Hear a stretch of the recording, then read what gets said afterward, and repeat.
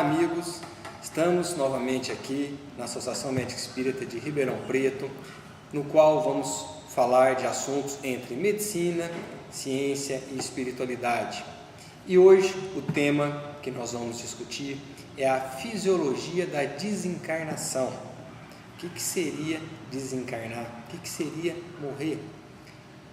A gente entende que a morte do corpo físico vai acontecer inevitavelmente para todos os seres vivos, seja racionais ou irracionais. Nós, seres humanos, temos uma fatalidade na vida, e essa fatalidade é que todos vamos morrer, todos os corpos vão se acabar. Agora, o que faz esse corpo ter vitalidade?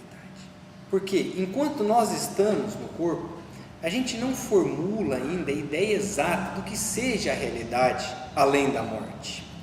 Ainda mesmo que o Espiritismo venha, possa nos ajudar, fala muito sobre o assunto, a gente não compreende o que ocorre depois do sepulcro. Agora, a gente entende que todo o corpo orgânico, e nós temos um fluido vital.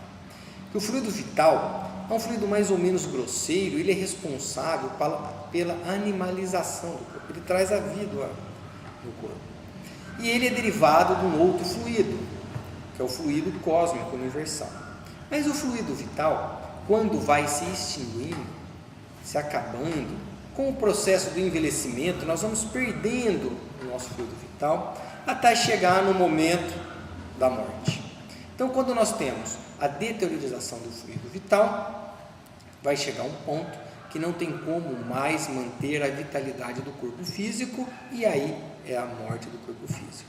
E podemos também ter uma morte através de uma destruição do corpo físico, como por exemplo um tiro, um acidente, aonde nós temos ainda fluido vital, porém houve uma destruição do corpo físico. Então nós vamos ter dois mecanismos na morte: aquele da deteriorização de um fluido vital e a destruição do corpo físico.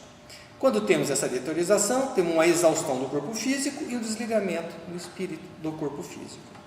E quando temos a destruição do corpo físico, temos essa destruição de um órgão que mantém uma vitalidade funcional, fisiológica, e também o desligamento do espírito deste corpo que já está abalado.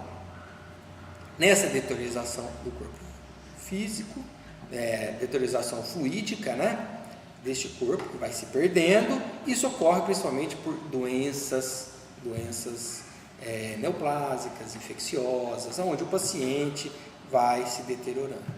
Agora, o desligamento, como que ocorre? Porque nós vamos falar hoje sobre fisiologia da desencarnação, como que é esse mecanismo de desencarnar.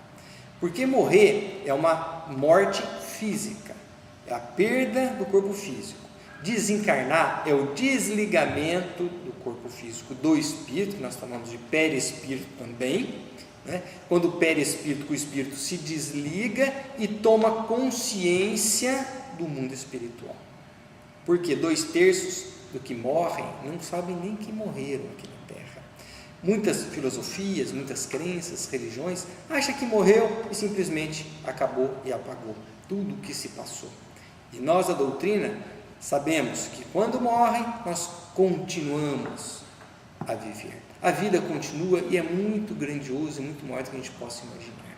Então, por via de regra, esse desligamento se inicia-se na porção caudal do corpo. Caudal seria as nossas extremidades e cefálica, a região aqui do crânio.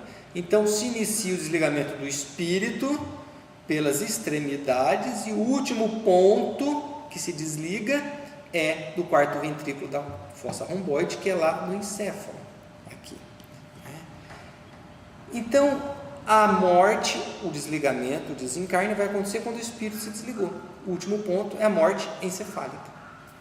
Então, dentro dessa fisiologia da desencarnação, tem um livro que aqui eu deixo para vocês como uma dica, vale a pena ler, é um livro muito bacana, que fala desse assunto, que chama Voltei. É um livro psicografado por Francisco Cândido Xavier, pelo espírito do irmão Jacó. O espírito do irmão Jacó é Frederico Meyer, que ele vem e descreve, depois de um ano do seu desencarne, como aconteceu o seu desencarne. Por isso que eu voltei. Ele volta e descreve. Então ele coloca assim, que nas últimas 30 horas, eles, o irmão Jacó, se vê numa posição estranha, numa sensação de que dois corações estão batendo num ritmo, um descompasso, que é o coração físico, e outro mais lento e compassado, que é o coração relacionado ao perispírito, uma certa perturbação, alterações visuais. Então começa a se fazer o desligamento do espírito do corpo físico nesses doentes, com deteriorização do fluido vital, em torno de 30 horas antes. E ele relata que ele vê luz, clarões, toma consciência ou não, de repente ele começa a sentir um intenso frio ali, e ele se pergunta, não seria a integral extinção da minha vida corporal? Tudo isso que está acontecendo comigo? Ele não poderia dizer se era dia, se era noite, ele percebia uma energia, um nevoeiro saindo, e ao mesmo tempo mãos caridosas passando no seu corpo, como se estivesse realizando o desligamento de algumas estruturas. Como o médico aqui na Terra desliga algumas estruturas quando vai retirar um órgão, ele tinha essa sensação, dessa particularidade de desligamento. E de repente, ele sente uma mão mexendo na região do seu cérebro. E demorou-se em torno de 2 horas a manipulação desta mão, e neste momento ele sente um impacto, ele sente um abalo na região posterior aqui, do quarto ventrículo, da fossa romboide, ele sente um abalo ali. Neste abalo é o desligamento, o último ponto, que o espírito se desliga do corpo físico. Então neste momento aconteceu a morte do corpo físico, porque não tem mais espírito ligado ali. E ele começa a passar toda uma imagem como se fosse um filme, ele cita, cinematográfico da tua vida. Tudo aquilo que você vivenciou, de bom ou de ruim, ali a consciência pura, tomando a própria consciência das atitudes que você fez com você mesmo no decorrer da sua existência. Então, isso se chama revivência mnemônica. Todos nós vamos passar por isso. Nós temos uma morte com uma ausência de metabolismo físico e vamos ter o desligamento do perispírito, que esse perispírito sofre uma retração molecular, porque tem moléculas, células, estruturas no perispírito, que absorve parte de energias vitais que estavam ligadas no corpo físico, e começa então uma estólise perispiritual, uma mudança do perispírito, uma decomposição de algumas estruturas e formação de outros componentes. E nesse momento tem uma expansão, um aumento de vibração molecular, uma retração parcial da consciência com fixações vividas, chamada então revivência mnemônica, no qual você revive esses fatos aqui. Espero que cada um de nós possamos reviver fatos bons, porque se nós fazemos coisas ruins, está na nossa consciência, mesmo se fizermos escondido.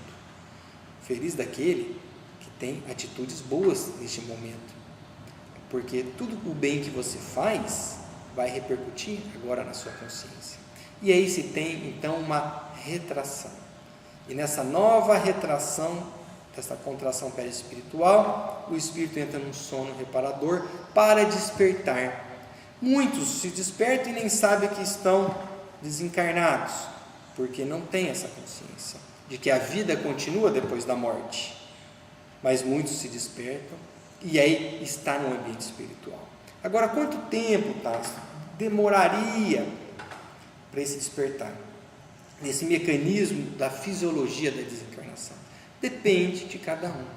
Tem espíritos mais espiritualizados, que têm um conhecimento e atitudes mais elevadas, se despertam em horas, em dias.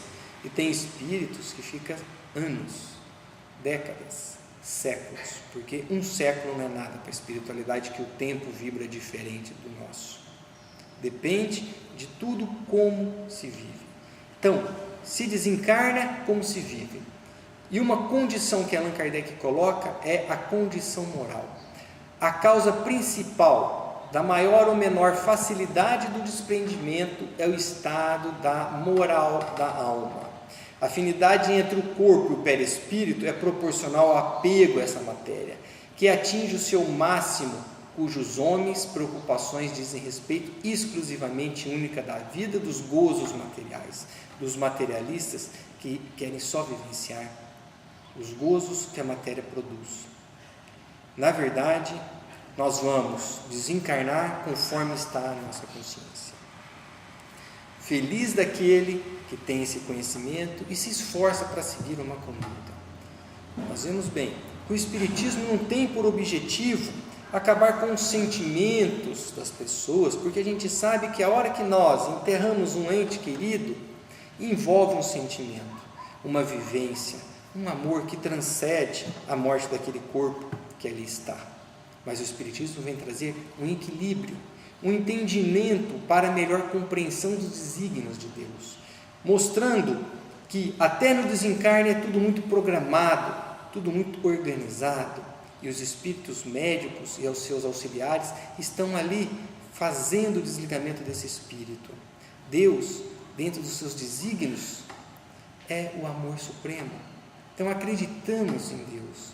E eu sei que nessa hora difícil de enterrar um ente querido, das vivências de sentimental que nós tivemos com ele, temos que acreditar num Deus bom e justo e agradecer a oportunidade de estarmos aqui tendo acesso ao conhecimento para melhor nos conhecermos. Uma boa tarde. Qualquer coisa, dúvidas, entra no site da AME que está aqui embaixo, lá tem e-mails, telefone e nós podemos ir conversando. Muito obrigado.